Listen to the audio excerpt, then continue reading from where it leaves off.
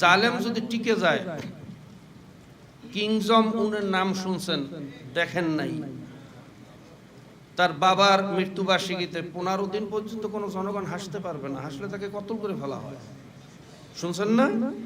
Genghis Khan নাম শুনছেন, Hulagu Khan নাম শুনছেন, রানী ইসাবেলার নাম শুনছেন, ফেরাউনের নাম শুনছেন, নমরুদের নাম শুনছেন, দেখেন নাই? যদি এই জালেম টিকিয়া যায়, তাহলে ফেরাউন, নমরুদ এবং সমস্ত জালেমদেরকে সে ওভারটেক করবে, তাতে কোনো সন্দেহ নাই। কাজী আন্দোলন থেকে পিছু হটার কোনো সুযোগ নাই। এর মতো আরো এরকম অনেক বস্তুবাদী যারা আল্লাহ বিশ্বাস করে না, অনেক নাস্তিকেরাও আজকে এই আন্দোলনে সম্পৃক্ত হয়েছে। কি কথা ঠিক না? এরকম গণ অভ্যুত্থান এই বাংলার মাটি আমার মনে হয় আর কোনোদিন দেখে নাই। সেই মুহূর্তে আমাদের করণীয় বর্জনীয় সম্পর্কে আমাদের মুরব্বীরা আমাদেরকে দিক নির্দেশনা দেবেন। কিন্তু আমি মনে করি, ছোটবেলা একটা কথা আমার মনে পড়ে, কারি সাহেবের ছেলে পানিতে পড়ছে,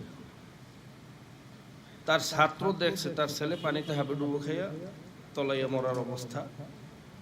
তো কারি সাহেবের কাছে তো কারিয়ানা শিখতেছে, ছাত্র কারিয়ানা সুরে বলতেছে, হুজুর 4 লিপটান, আপনার ছেলে 3 লিপটান, পানিতে পড়ছে 6 লিপটান।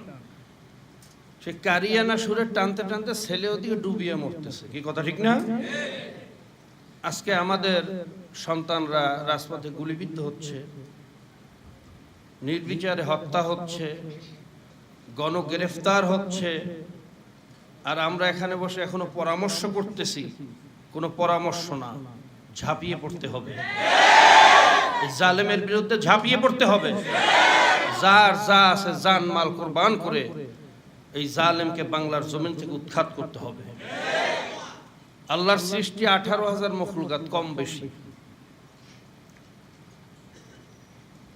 প্রত্যেকটা মখলুকাতের একটা চরিত্র আছে। একটা কুকুরকেও একটা রুটি খাওয়াইলে কিছু সময় আপনার পিছনে ঘুরবে, আপনার কাছে নমনীয়তা পেশ করবে, মাথা নত করবে, লেজ গুটাবে। কি কথা ঠিক না?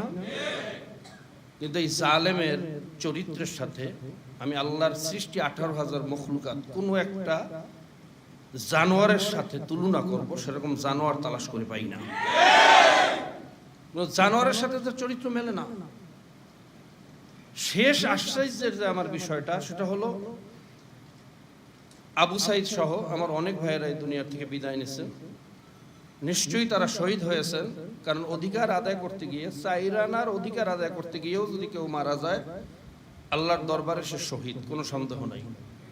ঈমান সহকারে যদি মৃত্যুবরণ করে, আমি হলফ করে বলতে পারি, যারা এই আন্দোলনে শরীক হয়ে দুনিয়া থেকে বিদায় হয়েছেন প্রত্যেকেই শহীদ। আমরা তাদের রুহের মাগফিরাত কামনা করি। আবু সাইদ দুনিয়া থেকে বিদায় নিয়েছেন, কিভাবে নিয়েছেন, তাকে কিভাবে নৃশংসভাবে গুলি করে হত্যা করা হয়েছে, এদেশের আবাল বৌদ্ধ বনিতা সহ সারা পৃথিবীর মানুষ সেটা ভিডিও ফুটেজ দেখছে।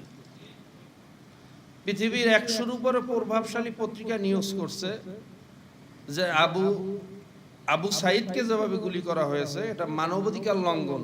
এভাবে মানুষ মারার কোনো অধিকার কোনো পুলিশের নাই। কিন্তু আমরা দেখেছি